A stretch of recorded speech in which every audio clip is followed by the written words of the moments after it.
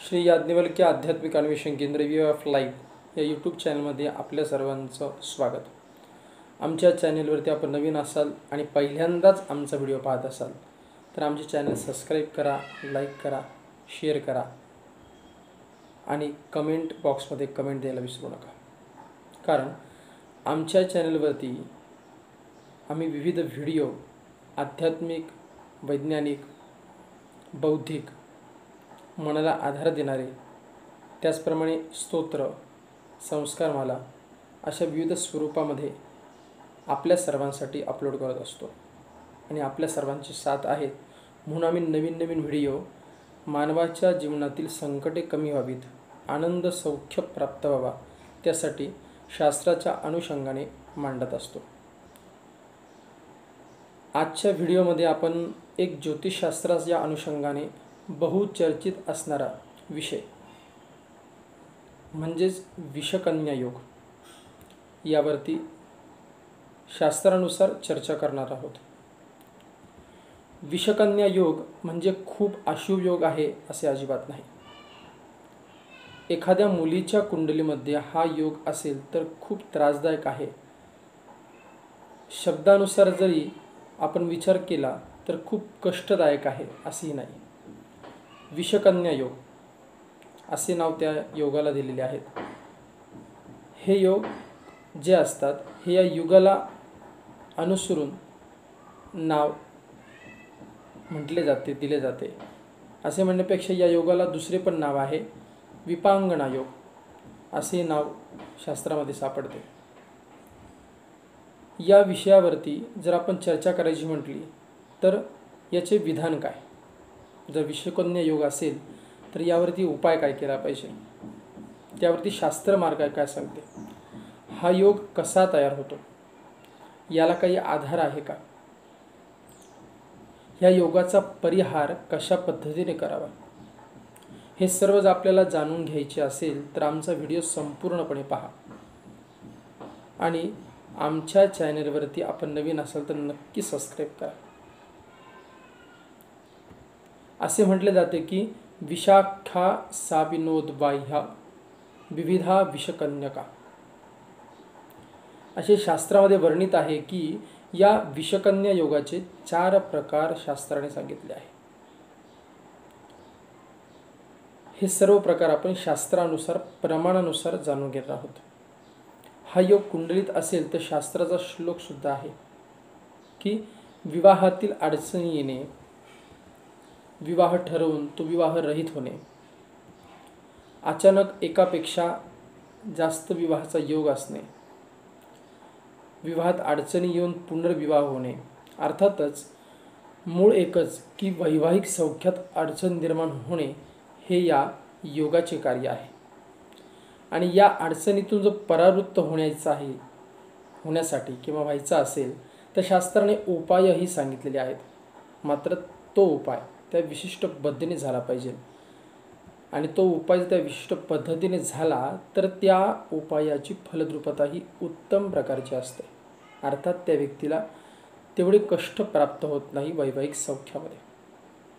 आता याचा पहिला प्रकार काय आहे? सर्वात महत्त्वाचं, विषकन्या योग हा स्त्रीच्या म्हणजे मुलीच्या पत्रिकेत पाहिला जातो. हा योग विवाहपूर्वी पाहावा. शास्त्रामध्ये असा श्लोक आहे की सूर्य भौमार्की वारेषु तिथिर भद्रा शताभिधा आश्लेषा कृत्तिका चेत्स्यात् तत्र जाता विपांगणा म्हणजे विषांगणा. याचा अर्थ काय आहे तर रविवार, मंगळवार किंवा शनिवार यापैकी एखाद्या वारी भद्रा तिथी, भद्रा म्हणजे कोणती तर द्वितीया, सप्तमी किंवा द्वादशी यापैकी एक तिथी असून शततारका, आश्लेषा आणि कृत्तिका यापैकी एखादे नक्षत्र असेल तर अशा तिथी, वार, नक्षत्र या सम्मिलित एकत्रित योगावरती जन्मलेली कन्या ही विषकन्या मानावी असं शास्त्र सांगतं. अर्थात याचं उदाहरण घ्यायचं म्हटलं तर रविवारी द्वितीया तिथी आहे आणि शततारका नक्षत्र आहे. मग द्वितीया तिथी कृष्ण शुक्ल कोणती असो. तसेच मंगळवारी सप्तमी तिथी आहे आणि आश्लेषा नक्षत्र आहे. आणि शनिवारी कृत्तिका नक्षत्र आणि द्वादशी तिथी आहे असा योग असता अशी कन्या विषकन्या म्हणजेच वैवाहिक सौख्यात कमतरता येण्याची शक्यता. त्याचप्रमाणे दुसरा प्रकार असा आहे की जनोर्लग्ने रिपुक्षेत्रस्थ किंवा क्षेत्र संस्थित पापखेचरः.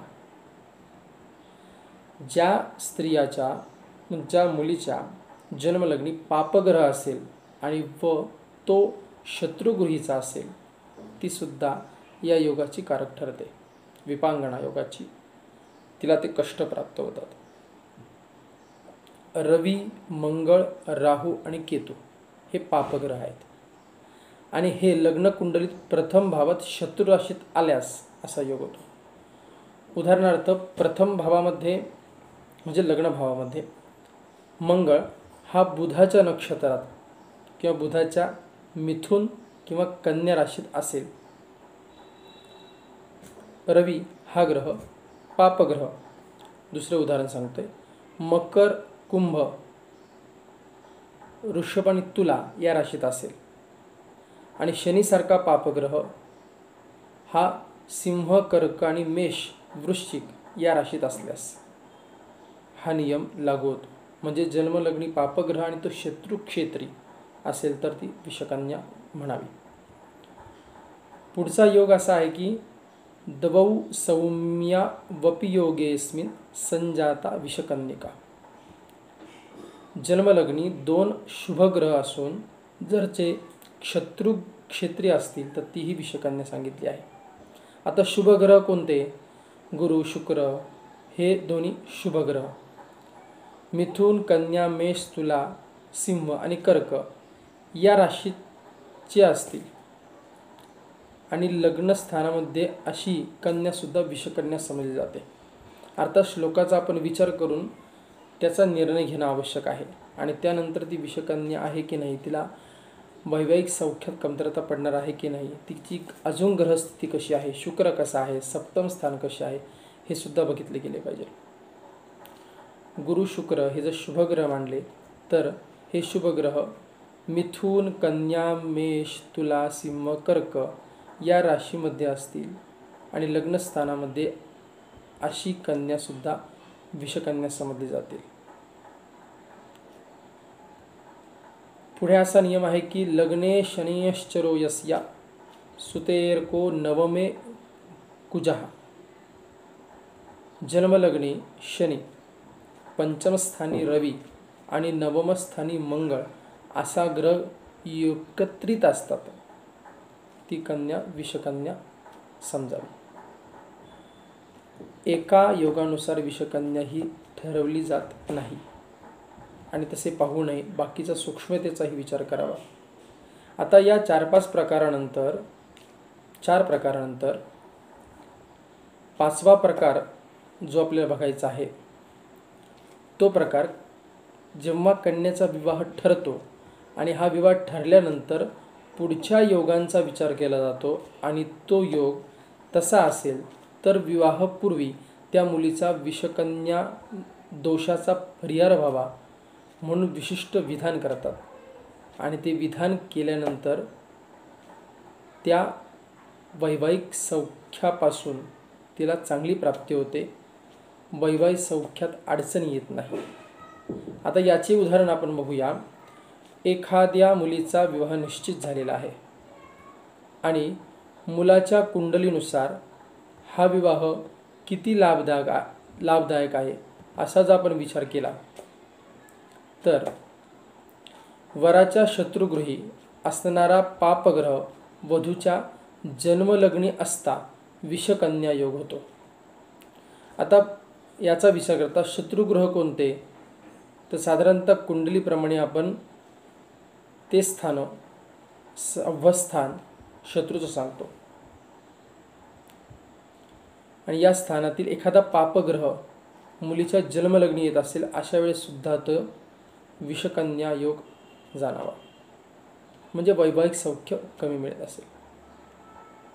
एषु योगेषु या जाता न भवेत विषकन्यका.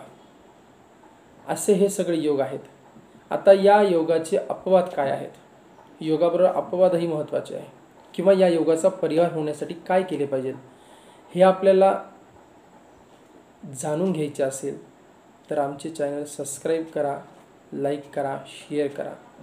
हा आपण फक्त प्रकार बघितला. विषकन्या योग म्हणजे नेमकं काय आहे, विषकन्या योगाचे प्रकार काय आहे, विषकन्या योग कसा पाहिला जातो, विषकन्या योगामुळे काय परिणाम होऊ शकतात, तर वैवाहिक सौख्यात अडचणी येऊ शकतात, पुनर्विवाह होऊ शकतो.